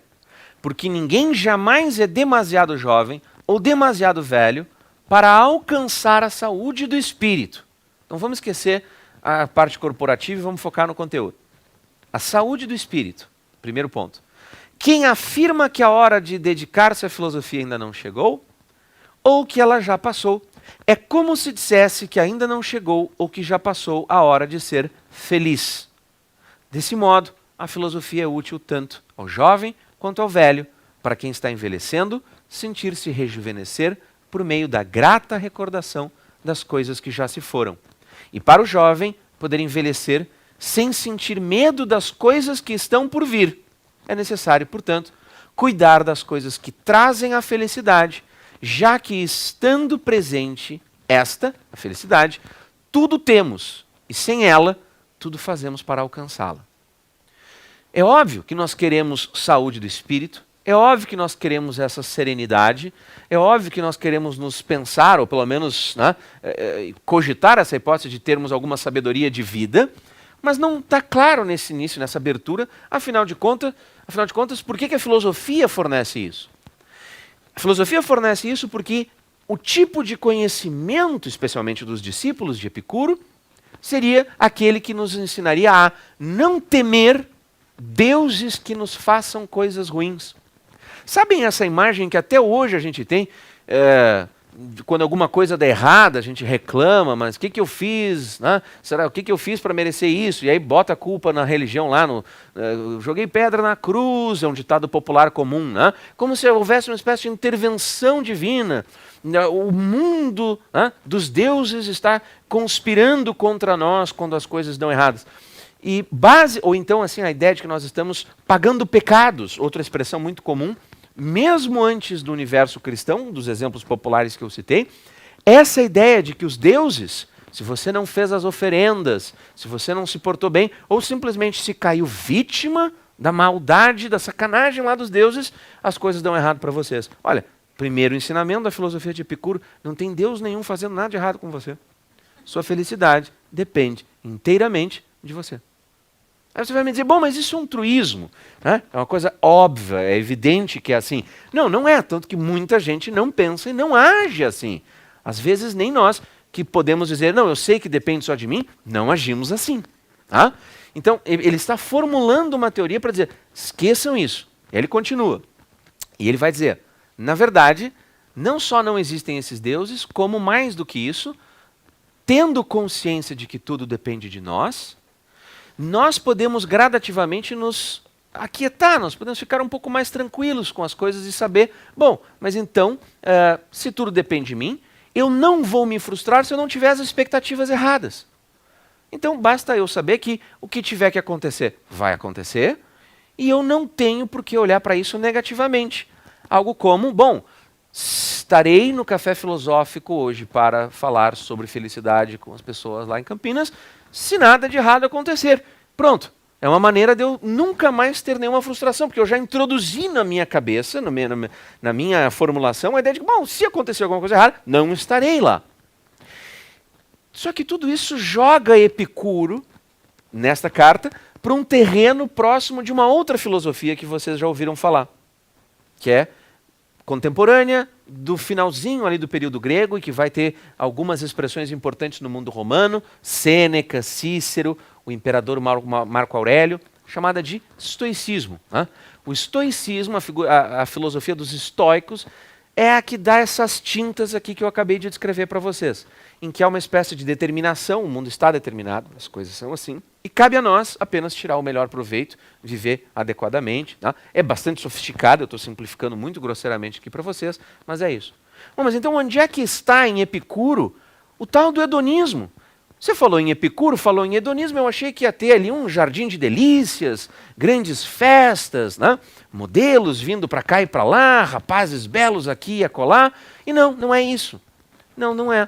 E Epicuro é explícito em dizer que não, o amigo a quem ele dirige a carta, Meneceu, não deve se deixar levar pelas más interpretações daqueles que não conhecem o pensamento dele, de achar que o prazer é apenas isso. Pelo contrário. Sim, o prazer envolve uma vida, ele diz isso textualmente, nós não temos os textos, né? Nós temos frases proverbiais, inscrições e os testemunhos dos contemporâneos e, sobretudo, das gerações seguintes que registraram o pensamento dele. Então, isso é o essencial que nós conhecemos de Epicuro. E ele diz isso num dos provérbios famosos que nós recebemos da tradição. Ora, uma vida sem prazeres não pode ser uma vida feliz, justa e honrada. Mas uma vida sem honra, justiça, né, e correção lá e tal, não pode ser uma vida prazerosa. Então ele está tentando nos ensinar que o conceito de prazer aqui não é de um hedonismo puramente físico, dos prazeres carnais e corpóreos, e pronto, acabou. É preciso reconhecer que o prazer físico é o ponto de partida de algo que nós, como seres humanos, vamos gradativamente elaborando, até chegar a uma forma mais sofisticada. Em última instância, portanto, apesar de todas essas grandes diferenças, nós vamos encontrar nestes filósofos lá do mundo antigo uma boa parte do mapa comum das discussões que eles fizeram ao longo do tempo. Nós temos aqui 2, 3 séculos de distância, se incluir os romanos, chegamos a 5, 4 séculos de distância entre eles. Mas, mais do que isso, muitas das questões que nós ainda temos por responder. Porque nós nos perguntamos, afinal, se a nossa vida tem um plano e está indo para o lado certo. Se nós estamos realizando bem as nossas capacidades, se nós não estamos desperdiçando os nossos talentos, se estamos atingindo alguma felicidade. E não é por acaso que, apesar das modas oscilarem, e dificilmente Aristóteles ou os diálogos de Platão serão popularíssimos a ponto de todo mundo ficar lendo e falando sobre isso, não é por acaso que os temas aparecem com grande frequência. Às vezes sob formas disfarçada, às vezes é um pouquinho de autoajuda disfarçada, às vezes é um pouquinho de reflexão popularesca assim, disfarçada, mas os temas são esses. E o mais curioso, uma moda, ou como diriam os jovens, um trend, né? Tem uma moda recente, vocês vão ver grandes empreendedores lá do Vale do Silício, na Califórnia, grandes empresários do mundo da tecnologia, todos têm um certo apreço, são fãs dos pensamentos de pensadores das obras e das ideias da filosofia de pensadores do mundo antigo como o imperador Marco Aurélio, Sêneca e esse estoicismo. Né? Por quê? Porque apesar de tudo o que muda na nossa vida, apesar de todas as transformações tecnológicas, a grandeza, o vigor, a força e a beleza do pensamento antigo se mantém. Não porque as coisas são iguais, não porque essas respostas sirvam para mim como um livro-texto para sair aplicando imediatamente, mas porque são a fonte primeira dessa grande reflexão que nunca terminou. E adivinhem, não vai terminar. Qual é o sentido da vida? Afinal de contas, o que é ser feliz? Afinal de contas, o que é uma vida humana completa, boa e perfeita? Obrigado.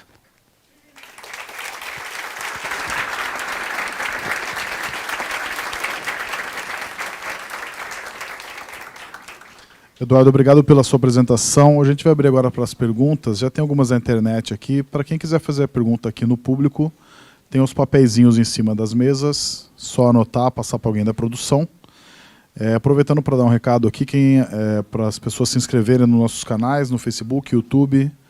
Podem baixar o aplicativo também e se inscreverem também no nosso site para saber da programação em primeira mão.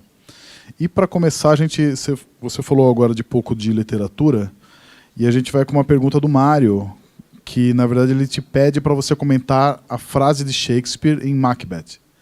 A frase é: a vida é uma simples sombra que passa, a vida é uma história contada por um idiota, cheia de som e fúria, sem sentido algum. Eu queria um comentário sobre essa frase. Bom, som tá bem? Eu não tô... Sim, som tá bem? Bom, não, obrigado então, Felipe. Essa frase de Shakespeare, que é um verso bastante citado, todo mundo faz referência a ele, porque ele é bastante conhecido, ela tá naquele polo oposto do que eu tinha descrito bem lá no início para vocês, lembra? Eu disse, bom, Aristóteles estava lá fazendo aquele esforço de tentar nos apresentar um argumento que parece ser lógico, parece ser de natureza ética, que não pode haver uma vida sem sentido, que a vida parece ter que ter um certo encadeamento e que isso parece ter que ter uma espécie de coesão. Vai unificar os nossos planos de vida. Mas eu tinha dito para vocês que uma parte da plateia possivelmente iria pensar, bom, será que não é o caso de admitir que a vida possa não fazer sentido e que essa busca nunca termine e que, pelo contrário, quanto mais a gente conheça, quanto mais a gente pense, quanto mais a gente reflita sobre a nossa condição, menos claro fique qual seria o eventual sentido de tudo isso? Então eu já tinha deixado a porta aberta para a entrada dessa questão incômoda, que é, em última instância, contextual. Ela depende de contexto. A gente tem que lembrar que quando Shakespeare está escrevendo, se vocês vão me perdoar essa pequena incursão histórica, quando Shakespeare está escrevendo, há, ao longo do século XVI, sobretudo na segunda metade do século XVI na Inglaterra, a influência de certas doutrinas e de certas teorias do mundo antigo que não são aquelas do velho platonismo e do velho aristotelismo que tinham sido tão importantes na Idade Média. Pelo contrário, ao longo desse período da Renascença, outros autores gregos serão valorizados, gregos e romanos, latinos, justamente autores como os céticos. O ceticismo grego, que foi um dos tipos, uma das escolas de filosofia que eu não abordei aqui, tem os cínicos, os céticos, mas as principais a gente mapeou. O ceticismo, que era um tipo de pensamento lá do mundo grego, sobretudo a gente lembra do nome de Sexto Empírico, por exemplo, era justamente uma das fontes de renovação das energias intelectuais ao longo do século XVI. Os ensaios de Montaigne, por exemplo, na França, representam um pouco isso, a redescoberta de autores dessa tradição. Isso chega na Inglaterra do século XVII, as tragédias de Sêneca, do século XVI, final ali do século, as tragédias de Sêneca, que tinham esse espírito que misturava um pouco de estoicismo com um pouco desse tempero mais cético, de dizer, nós não temos muita saída aqui, vão influenciar, portanto, o contexto de produção da obra de Shakespeare. E o que eu acho fascinante é que nessa ligação do mundo antigo com o período do Renascimento é que dá o nascimento da modernidade, o nascimento, né, da nossa experiência moderna.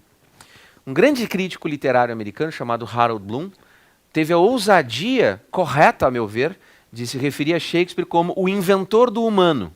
A Invenção do Humano é o nome do grande livro que reúne os estudos de Harold Bloom sobre Shakespeare. Em parte por quê? Porque Shakespeare está inventando, sob a forma dos seus personagens literários, e o desespero de Macbeth com a falta de sentido de tudo que está acontecendo com ele, traindo o rei, cometendo um crime capital, sendo corrompido pela própria mulher, num desejo, numa ambição de poder que terminam em nada. Shakespeare está inventando com esses personagens um universo interior, um universo psíquico, um universo psicológico, que em nenhum momento antes da história da literatura tinha se feito presente. nenhum dos grandes momentos da literatura antes de Shakespeare, eu citei Homero, eu citei Eurípides, eu citei Sófocles, eu citei Dante, a gente poderia pegar qualquer um desses, vai encontrar personagens cuja vida interior é esta confusão e este conflito, porque as coisas podem ora ser de um jeito, ora de outro, e eu não formo uma convicção, e o que é aparente não se revela real. E isso vale para tantos personagens quanto o Hamlet, com as suas elucubrações que nunca dão em nada e ele não consegue agir. Isso vale para Romeu e Julieta, com aquela confusão dos amores jovens e belos, mas com aquele desfecho trágico e nada do que parecia ser é efetivamente o próprio plano dos amantes se frustra precisamente por isso. Em todos os livros, em todas as peças dele você vai encontrar isso, e em parte porque ele está fundando esta condição moderna, que é muito mais a nossa do que essa dos gregos que eu descrevi para vocês. É este universo de confusão, é este universo de multiplicidade de formas de vida, de sentimentos, de ideias, de experiências, que forma a nossa concepção moderna de mundo, cujo pontapé inicial é justamente lá pelo século XVI e XVII, e Shakespeare é uma espécie de grande pai criador desse universo que a gente vai viver depois. Por isso que o espírito da frase de Macbeth é anti-socrática, anti-platônica, anti-aristotélica, anti-grega clássica. Ela não é clássica, ela é moderna por excelência. E por isso Shakespeare nos fala de maneira tão cara ao coração e, sobretudo, aos nossos medos e anseios, né? Nós os vemos representados nos seus personagens sempre perturbados, sempre angustiados, sempre levando uma existência conflituosa, rica, variada, como é a vida moderna.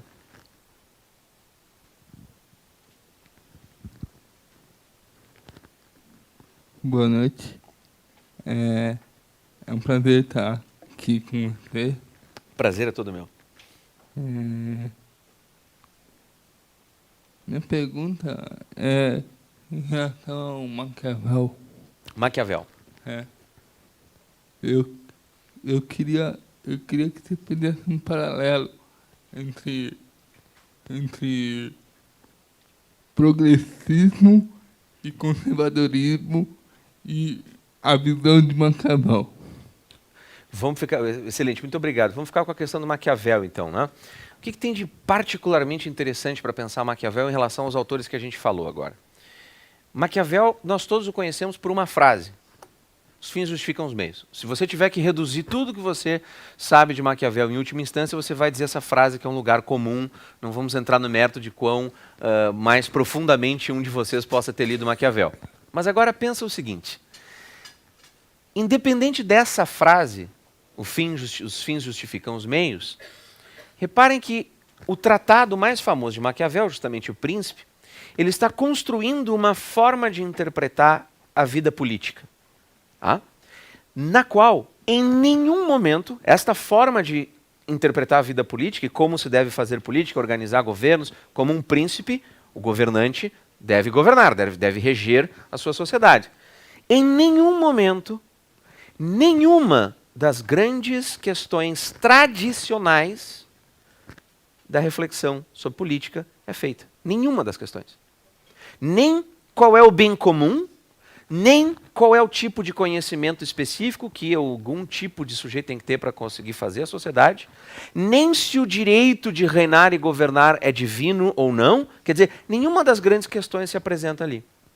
E o mais interessante é que esta tradição que eu apresentei, com base em Sócrates, com base em Platão, mas sobretudo com base em Platão e Aristóteles, ela inaugura lá na Grécia, esta tradição inaugura na Grécia, um estilo de fazer a investigação de filosofia política que liga, e eu deixei claro isso quando falamos da República, liga a ideia de uma concepção do bem e da realização da felicidade dos indivíduos a um modo de governar e de ter a cidade organizada, de ter o Estado organizado. Em última instância, não importa se é Aristóteles, não importa se é Tomás de Aquino, séculos mais tarde, não importa em que época você está, antes de Maquiavel, o natural, o mais comum, era encontrar uma reflexão entre governar é conduzir as pessoas rumo ao bem comum. É buscar o bem comum, é organizar a sociedade em torno disso. E aí você vai ter N teorias divergentes. Maquiavel não diz uma palavra sobre o que é o bem, salvo a própria manutenção do poder no Estado. Então Maquiavel faz uma separação radical entre esse universo da moral, da ética, da felicidade, do bem, daquilo que é estritamente político, manutenção e exercício do poder. A virtude consiste em realizar isto, manter, preservar e exercer o poder. Você precisa das virtudes cívicas, as virtudes romanas, que ele privilegia no tratado e em outros estudos seus, e você precisa da fortuna, de uma boa sorte. Né? Basicamente é isso. Então Maquiavel faz uma separação muito radical na história do pensamento ocidental entre esta tradição grega, romana, medieval cristã, até o momento em que ele escreve. Não por acaso, isto é impressionante, não por acaso, o texto de Maquiavel, O Príncipe, é um texto curtíssimo, não tem um conceito abstrato, que é muito característico, né, da investigação filosófica, do fazer filosófico, e é até hoje um enigma na filosofia. Precisamente porque ele exerceu um fascínio sobre conservadores, sobre progressistas, sobre todos os espectros políticos, escolas filosóficas as mais variadas. Para vocês terem uma ideia, pensadores como Rousseau, no século XVIII, tentaram achar que aquilo era uma alegoria, que não era para levar ao pé da letra. Outros pensadores tentaram ver naquilo um texto em que Maquiavel estaria dizendo assim, cuidado, parece que ele está dizendo essas coisas, mas não. Ele não está defendendo essas coisas, é o contrário, ele está dizendo, se nós não tivermos virtudes e bons valores, isto é o que o príncipe vai fazer. Quer dizer, as pessoas tentaram interpretar aquilo de todas as formas possíveis, e até hoje é um grande enigma. Tá? Um grande pensador alemão cuja carreira se desenvolveu nos Estados Unidos, Léo Strauss, tem um livro publicado sobre Maquiavel, tem publicado no Brasil, inclusive, né, um livro do Léo Strauss sobre Maquiavel, em que ele abre o livro dizendo, este é o príncipe do mal, este é o cara que nos ensinou a ser maus, esse é demoníaco quase, ele usa esse vocabulário, é diabólico. Né? Ao mesmo tempo, a Isaiah Berlin, que eu citei para nós aqui não faz muito, a Isaiah Berlin vai dizer o contrário, vai dizer, olha, alto lá, tem N interpretações aqui, e o fato de que elas existam mostra que você não pode fechar a questão ainda. E aí a investigação dele vai para o outro lado. Então, mas o ponto principal para a nossa conexão, e por isso é muito boa a pergunta, é virtude e bem para Maquiavel não tem nenhuma relação com aquilo que durante 2000 anos antes dele, desde Sócrates até os 1500, até o século XVI, tinha sido virtude e bem. É outra coisa completamente diferente agora.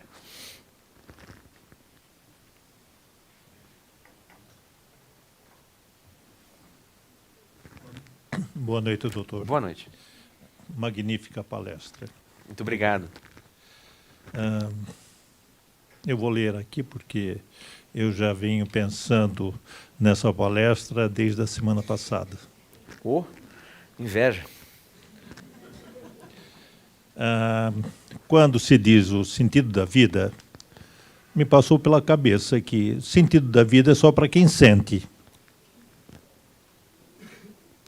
Sócrates, e toda a tua palestra, foi baseado muito na razão.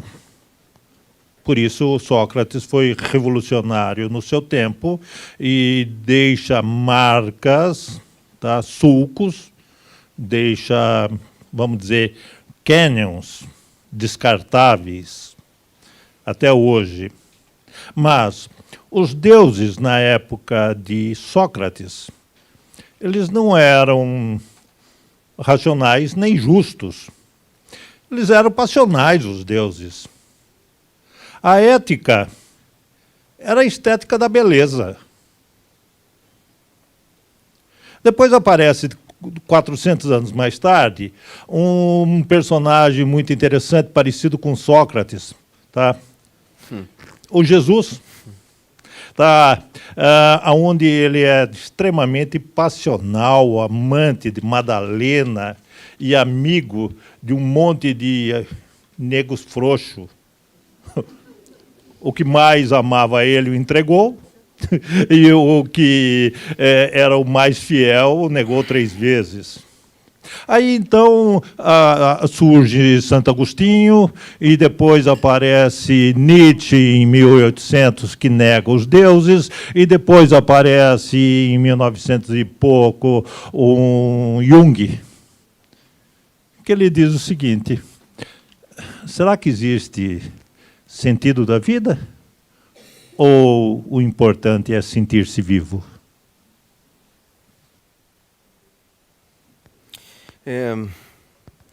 Bom, bastante material para reflexão, vejo que o senhor pensou bastante, de fato. Mas realmente, muita coisa relevante para a gente discutir. Eu vou tentar fazer uma resposta que unifique um pouco das suas preocupações. Agradeço de novo a pergunta, realmente mostra um mapa bastante amplo assim, das questões, né? Então, deixa eu começar pelo seguinte. Do ponto de vista das questões do sentido e da razão, eu só gostaria de reforçar um aspecto. Reparem que, quando eu falava de Aristóteles, eu tentava explicar para vocês como Aristóteles insistia numa espécie de educação sob a forma dos hábitos, a nossa educação, o modo como nós gradativamente vamos agindo de um certo jeito. Né? E como isso era para Aristóteles uma maneira de você educar as suas emoções. E por isso mesmo eu busquei exemplos não aristotélicos. Um exemplo que eu dei foi o de você reagir diante de uma injustiça. Era aristotélico, não digo, não é literalmente, mas enfim. Reagir diante de alguma injustiça significa que você tem que ter os seus sentimentos e as suas emoções bem afinados, bem educados, bem ajustados pela sua prática, pelo seu hábito, pela sua experiência, a ponto de você se deparar com aquilo e de reconhecer, esta é uma situação injusta, isto não é certo. E isto não é do terreno estrito da razão.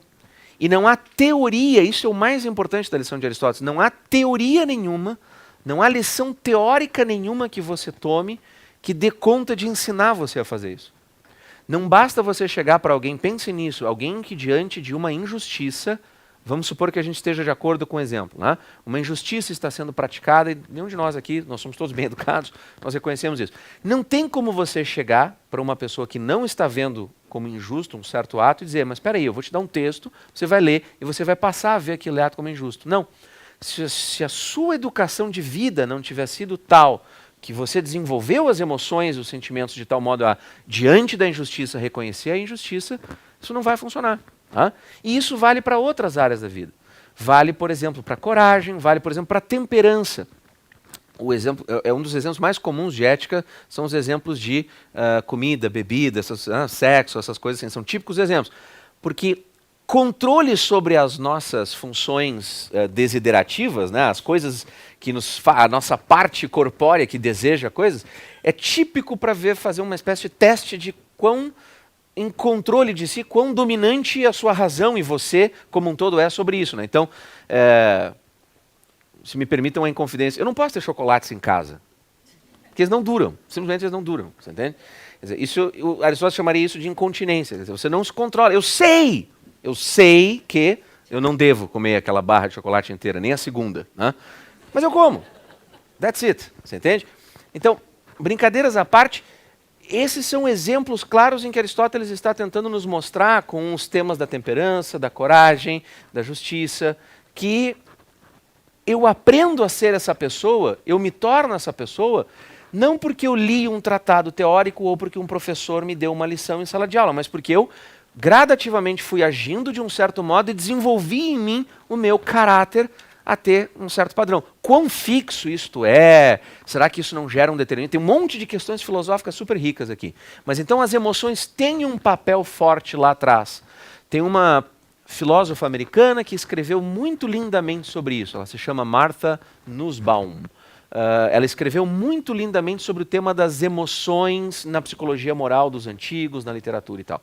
Mas você falou de outras coisas interessantes das quais eu queria pegar algumas. Uma delas muito importante é esta equiparação linda e feita por muitos grandes estudiosos entre a figura de Sócrates e a figura de Jesus.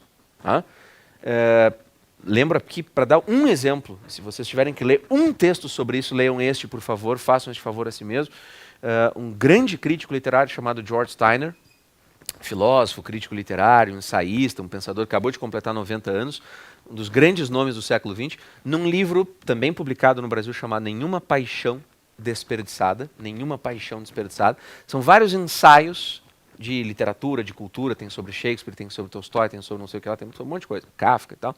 E tem, os dois últimos são dedicados ao mundo antigo, e um deles é justamente sobre Sócrates e Jesus, e é de uma beleza extraordinária. Por quê? Porque são duas figuras que, vou dar só essa notícia breve, tem muita coisa para falar sobre isso, buscaram nos trazer lições de um tipo de conhecimento, né? Eu estou fazendo uma interpretação de Jesus, eu não sou um especialista nesse tema e tal, mas tal como os estudiosos de filosofia antiga acabam aproximando, né? Que é, os ensinamentos são fundamentalmente dados pelo exemplo, ou pela importância do exemplo. Não tem um texto escrito, foram os outros que vieram a escrever depois, né? E é o que ele viveu e como viveu que, digamos assim, dita tudo o que vem depois, né? E nesse sentido, tem uma aproximação. E, em segundo lugar, tem uma aproximação muito rica, né, com a ideia de que a verdadeira vida não é a material, não é a corpórea, não é essa aqui. O que há de mais humano em nós, o que realmente é mais que nos identifica é a nossa alma, é eventualmente algo que não é corpóreo e tudo mais. E que, na tradição religiosa, claramente é a alma, no sentido de alma imortal, que vai se reunir ao Pai Criador, né, depois da nossa morte e tal. E no caso dos gregos é uma concepção mais ampla e mais complexa. Não digo uma melhor ou pior, não é isso, mas é diferente. Tá? Então esse é um ponto muito interessante. E, sobretudo, para finalizar, no seu amplo panorama, a menção a Nietzsche, sobre o qual, como vocês devem ter lido na programação, Fernando seguramente vai falar, Schiller seguramente vai falar, é um tema caro a ele, e justamente escolhido por isso para nortear esse módulo com essas 3 conferências, né? Nietzsche é uma figura absolutamente ímpar na história da filosofia, que vai olhar para essa tradição que eu busquei apresentar para vocês de maneira positiva, e ele vai pegar o martelo filosófico dele. Vocês lembram que ele disse que ele é dinamite, que ele fazia filosofia marteladas, né? O Nietzsche vai pegar o martelo e a dinamite dele e vai explodir essa filosofia toda e dizer o seguinte: nada disso é verdade. E entra Jesus Cristo junto na mesma história, né? Nada disso é verdade. A verdadeira vida humana é a de uma potência e de uma realização de outra chave, em outro sentido. Isso é muito bonito e vocês vão ver isso na semana que vem. Semana que vem? Falei certo? Sim, semana que vem. Depois a Marta medita. E mais uma última coisa sobre as suas considerações, que é bastante importante. É verdade, alguns intérpretes, sobretudo intérpretes franceses, buscaram entender a ética antiga como uma estética. Essa frase tem um sentido, ela parece esquisita, mas ela tem um sentido. Qual é o sentido? É buscar no modo de vida, eu falei bastante nisso aqui, né? Modo de vida, forma de vida, modo de vida, buscar nisto que os gregos aparentemente tanto privilegiavam, uma espécie de estética, de senso de apreciação da beleza e da forma, como se vive, e não propriamente um conjunto de doutrinas específicas, né? Há muitos anos, quem pegar... eu tenho quase certeza que isso está num livro chamado Ética, tenho quase certeza, né? Um livro chamado Ética, da Companhia das Letras, com diversas conferências, a organização do Adalto Novaes, se não me engano, Marlena Chauí também era uma das organizadoras, não tenho certeza, mas essa coletânea de um ciclo famoso que durou muitos anos, essa é dos anos 90, José Peçanha, que era professor da Faculdade de Filosofia da Letras, lamentavelmente já falecido muito cedo, deu uma belíssima conferência sobre esse tema, o Jardim de Epicuro, e essa ideia da ética como uma estética, e isso tem também disponível em vídeo para quem quiser comprar e adquirir a série, a coleção da ética. Desculpa o merchandise, eu não ganho nada fazendo isso, não é para mim, mas é que realmente é uma fonte de conhecimento que eu acho muito bonita da gente preservar e passar adiante para todo mundo ler e conhecer. Essa conferência do Peçanha é muito bonita e explora esse tema, que é uma interpretação sobretudo francesa, vem da linha do Foucault e de outros intérpretes. Tá? É isso, acho que eu falei de tudo que você mencionou, hein? Puxa. Mais uma pergunta que veio do público, Claro. da Ariana. que diz assim: a insatisfação diante da vida na atual modernidade é fruto da não realização pessoal, profissional a qual estamos imersos? É uma ótima pergunta, mas, sobretudo, talvez seja preciso dizer o seguinte.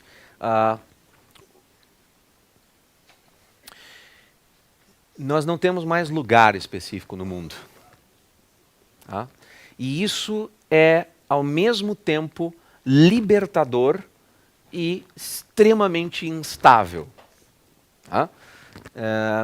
Se nós estivéssemos não no Brasil de 2019, mas sim no Brasil do século XVII, XVIII, XIX, até o do século XIX, até um pedaço do século XIX, se nós estivéssemos na Grécia Antiga, na Idade Média Europeia Cristã, a não ser que nós fôssemos de uma pequeníssima, ínfima classe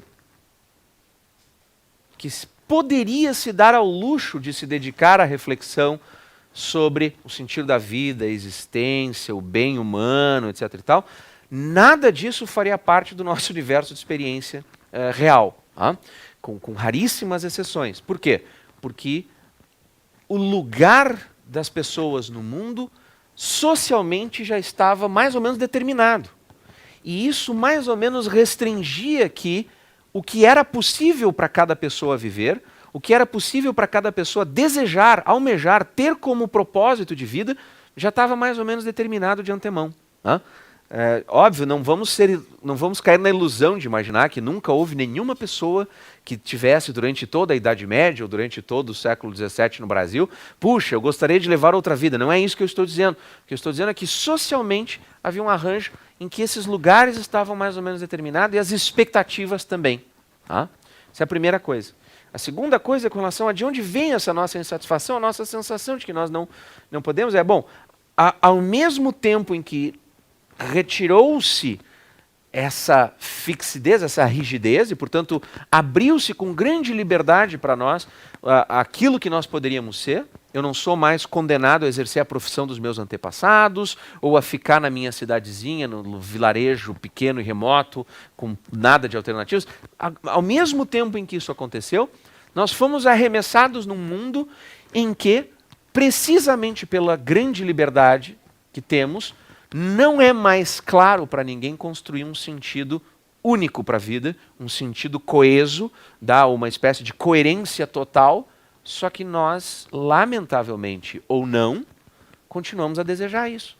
Quer dizer, alguns de nós, com facilidade, conseguiremos nos adaptar a um mundo, conseguimos nos adaptar e vivemos bem num mundo em que, ora eu posso ser uma coisa, ora outra. Eu posso ter tido uma experiência até a certa idade da minha vida como professor, mas depois eu decidi ser um empreendedor na tecnologia, depois eu decidi não sei o que lá. O meu casamento durou em média 3 anos, mas foram 5 ou 6 ao longo... Vocês já viram falar disso? Já ouviram falar disso? É a vida real para a maior parte das pessoas do mundo urbano, moderno, cosmopolita e integrado. Não é para outros imensos rincões do mundo. Mas para o mundo urbano, moderno, cosmopolita e integrado, a vida é assim. Eu ora tenho uma profissão, mas depois eu vou me reinventar, vou fazer outra coisa. Imagina alguém no século XII, um servo da gleba no século VIII, dizendo assim, vou me reinventar. Não faz nenhum sentido, você entende? Então, isso gera para nós um conjunto de possibilidades que está ali ofertado permanentemente. Só que essa liberdade pode ser um ônus, ela pode ser um peso sobre nós. Porque antes eu tinha a determinação de qual era o sentido da minha vida, o que eu tinha que fazer, que etapas eu tinha que cumprir, onde é que eu tinha que chegar, socialmente e existencialmente. Agora que eu sou dono de mim, eu meço as minhas limitações exclusivamente comigo. Os meus fracassos são exclusivamente meus. E as oportunidades que estão ali, tomadas ou não tomadas, eu segui ou não segui por um caminho, e essas responsabilidades são minhas. E isso pode ser paralisante. Você não mencionou e eu não vou perguntar, você também não vai perguntar, Felipe. Mas, a depender da idade da pessoa que está fazendo essa pergunta, isso é relevante, isso é um dado relevante. As gerações mais jovens são particularmente mais afetadas por uma ansiedade de realização. Afinal de contas, o que eu sou, o que eu vou fazer, como é que eu vou fazer? pressões que se traduzem, seja sob a forma de ocupar o tempo das crianças desde o início da escola, com tudo o que possa se imaginar, até um projeto de vida que, bom, afinal de contas eu tenho que ter a melhor performance, e no trabalho eu tenho que ter a melhor performance, e, bom, mas é isso que dá sentido à minha vida? E, de repente, você tem aquele amigo que passa, assim, vivendo essa vida ansiosa, tal, assim. E agora, onde é que você vai? Não sei, na próxima semana eu vou caçar canibais no sudeste, de não sei aonde e tal. O cara atravessa 3 oceanos, né, para ir viajar, porque ele precisa... Agora eu estou vivendo a verdadeira vida. Por quê? Porque não importa quão livre a gente seja, quão ansioso ou quão bem adaptado, nós seguimos desejosos, nós queremos sentido para a existência. Nós não queremos mais que alguém nos diga qual é o sentido, de fora. Não quero que alguém venha para mim e diga que vou explicar a vocês o sentido da vida. Né? Posso contar uma piada? É uma piada do Woody Allen, então vocês vão perdoar. O Woody Allen tem uma famosa butada que é exatamente assim, né? Assim, eu procurei o rabino para perguntar qual era o sentido da vida e tal. Né? Ele me contou, mas em Yiddish. Aí eu tinha que estudar Yiddish, tinha que estudar o hebraico, mas era caro, eu não podia, fiquei sem saber o sentido da vida e tal. Né?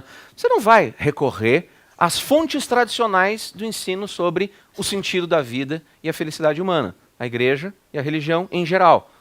A sua comunidade, por isso que eu contei a piada do diálogo do rabino, a igreja ou a sua religião em geral. Tá? Qualquer uma, pode ser muçulmana, pode ser judaica, pode ser qualquer coisa. Você não vai recorrer aos valores da comunidade. Você já imaginou você ficar rigidamente preso aos valores da comunidade em que você vive e dizer, ou eu realizo esta forma de vida, ou eu não sou feliz, não sou pleno? Aí você não tem nenhuma liberdade para... A começar porque a maior parte de nós, vivendo em cidades com, sei lá, 1,5 milhão de habitantes, 2 milhões de habitantes, 15 milhões de habitantes, que comunidade é exatamente essa que a gente vive? Né? É a do nosso bairro, é a do nosso condomínio, é a do nosso prédio, o que é? Então, para nós, essa angústia está posta, essa falta de sentido está posta, não é apenas porque tem tecnologia, tem isso, tem aquilo, mas porque este edifício filosófico, né, religioso, teológico, metafísico que eu descrevi ao longo aqui para vocês, ele desapareceu. E o que entrou no lugar é, ao mesmo tempo, muito libertador e ao mesmo tempo muito angustiante, porque tira a nossa estabilidade totalmente.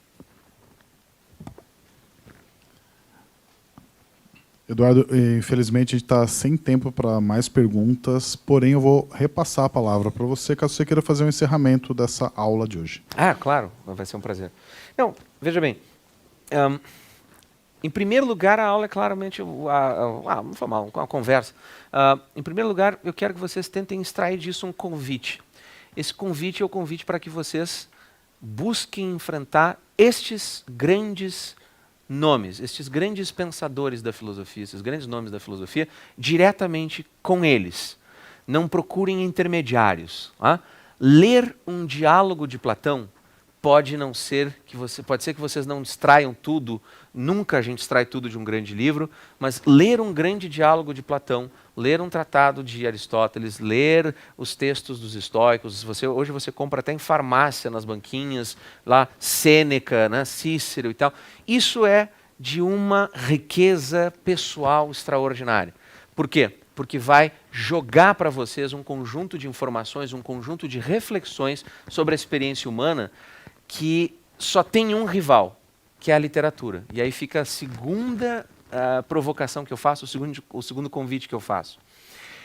Poucas coisas são fonte de reflexão sobre a nossa vida, sobre como a gente vive de fato, e sobre o que tem de positivo e de negativo, e o que dá certo e o que dá errado, quanto à literatura, quanto à alta literatura. Então, se vocês quiserem encontrar reflexões tão ricas quanto as da filosofia, mas talvez até mais prazerosas em termos de leitura, para quem não é especificamente interessado em filosofia, a grande literatura oferece isso para nós. Como nos tornamos seres autônomos, como somos responsáveis pelas nossas próprias ações, como desenvolvemos as nossas capacidades e realizamos os nossos planos de vida? Será que ao final da nossa vida nós vamos olhar para trás e dizer, puxa, fui feliz, consegui, minha geração deu certo, eu dei certo? Essa pergunta faz sentido? Vocês vão encontrar isso em obras, seja da tragédia grega, eu sou responsável pelos males que se abateram sobre mim, Pensem na figura do Édipo Rei, por exemplo, lá de Sófocles. Vocês vão encontrar isso em romances como de Flaubert, A Educação Sentimental, de Eça de Queiroz, Os Maias, e A Grande Investigação. A minha vida chega ao fim agora, na velhice, eu olho para trás e eu penso, minha geração só fez aquilo? Todos os meus sonhos terminaram nisto que eu sou agora? Que balanço é esse? Como eu me torno um ser autônomo e dono de mim mesmo, e como eu equilibro os meus sentimentos e as minhas emoções de um lado, e a razão e os jogos da vida prática. Os romances de Jane Austen estão repletos desse universo de reflexão. Sense and Sensibility, Razão e Sensibilidade, eu acho que é assim que está traduzido. Vocês vão ver isso com uma riqueza fenomenal. Sempre com este tipo de recado, esse tipo de lição fundamental para um leitor contemporâneo, que talvez o leitor de Aristóteles pudesse dispensar na época, o aluno dele lá pudesse dispensar na época, que nós jamais vamos dispensar. Não me tente ensinar um sentido da vida. Não me tente ensinar uma forma de ser feliz. Mostre-me como os homens vivem, como os seres humanos vivem, como os homens e mulheres enfrentam seus grandes conflitos, e isso vai fazer com que eu possa refletir sobre qual é o sentido da vida para mim e sobre qual é a felicidade que eu busco, que eu persigo e que eu posso eventualmente conquistar. Muito obrigado.